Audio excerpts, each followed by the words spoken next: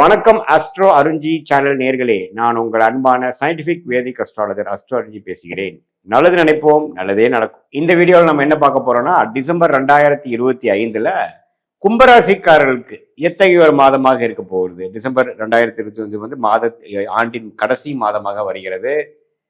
கும்பராசிக்காரர்களுக்கு எந்த பலாபலன்களை கொடுக்கக்கூடியது, இந்த ஆண்டு கடைசியை எத்தகைய ஒரு மனநிலையில கும்பராசிக்காரர்களை வந்து கொண்டு போக போறாங்கிறது சயின்டிபிக் வேதிக் அஸ்ட்ராலஜி முறையில எந்த விதத்திலும் மிகைப்படுத்தாமல் உள்ளது உள்ளவாறு நம்ம பார்க்க போறோம்.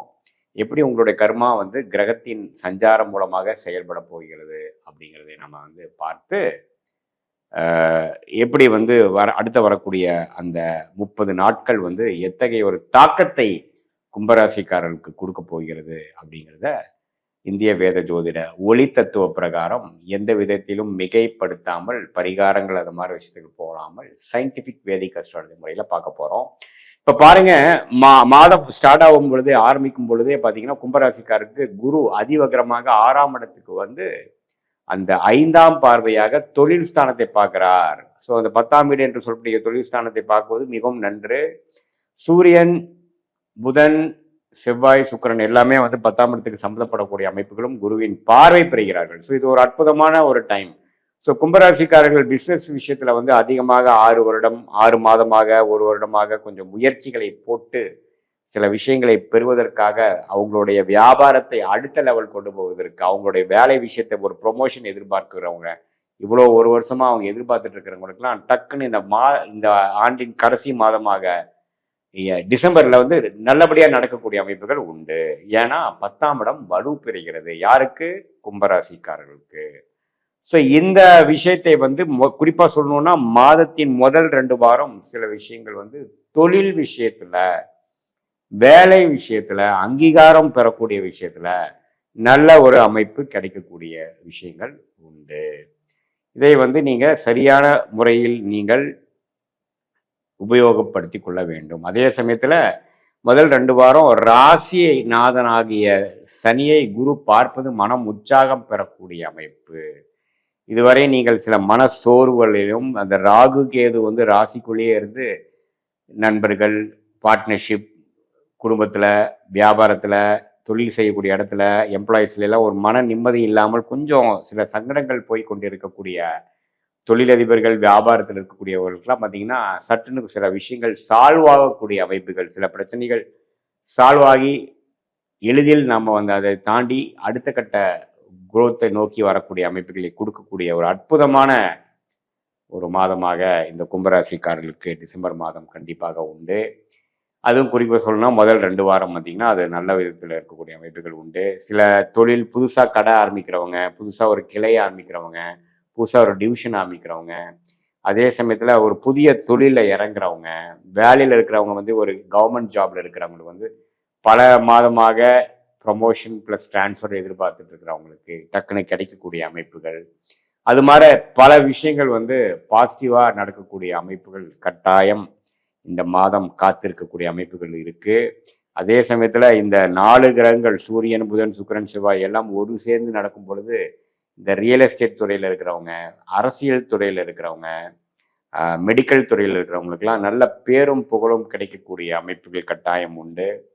இது வந்து இவ்வளோ கடந்த ஒரு 6 மாதம் 8 மாதமாக பாத சனியால் பாதிக்கப்பட்டு இருக்கக்கூடிய கும்பராசிக்காரர்கள் ராகு கேது வந்து ராசிக்குள்ள இருந்து கணவனா இருந்தா மனைவி, மனைவியா இருந்தா கணவன், குடும்பத்தில் அவ்வளோ வந்து சுபிக்ஷம் இல்லாமல் ஒரு மாதிரியான ஒரு சூழ்நிலை போய் கொண்டிருக்கக்கூடிய கும்பராசிக்காரர்களுக்கெல்லாம் ஓரளவுக்கு சில விஷயங்கள் சால்வ் ஆகக்கூடிய அமைப்பு நிறைந்த ஒரு காலமாக, நிறைந்த ஒரு அமைப்பை கொடுக்கக்கூடிய, அடுத்த வரக்கூடிய 7.5 நாள் சனி முடியக்கூடிய அமைப்புகள் சீக்கிரம் வருவதற்கு வேணுங்கிற சில சால்வ் பண்ணக்கூடிய சில ஸ்டார்டிங் பாயிண்ட், ஃபவுண்டேஷன், அடிப்படை கொடுக்கக்கூடிய ஒரு மாதமாக இதை நம்ம எடுத்துக்கொள்ளலாம். மாணவர்கள் பார்த்தீங்கன்னா நல்லாவே அவங்களுக்கு வந்து என்ன படிக்கணும், என்ன போகணும், எது மாதிரி விஷயங்கள் வந்து அவங்களுக்கு வந்து கரெக்டாக வரும், எந்த ஸ்ட்ரீம் எடுக்கலாம், இதுவரை கொஞ்சம் கான்சென்ட்ரேஷன் இஷ்யூஸ், ஃபோக்கஸ் இல்லாமல் அந்த கான்ஃபிடன்ஸ் இல்லாமல் இருப்பவங்களுக்கெல்லாம் பார்த்தீங்கன்னா ஓரளவுக்கு இந்த புதனின் சஞ்சாரம் வந்து நல்லா இருப்பதனால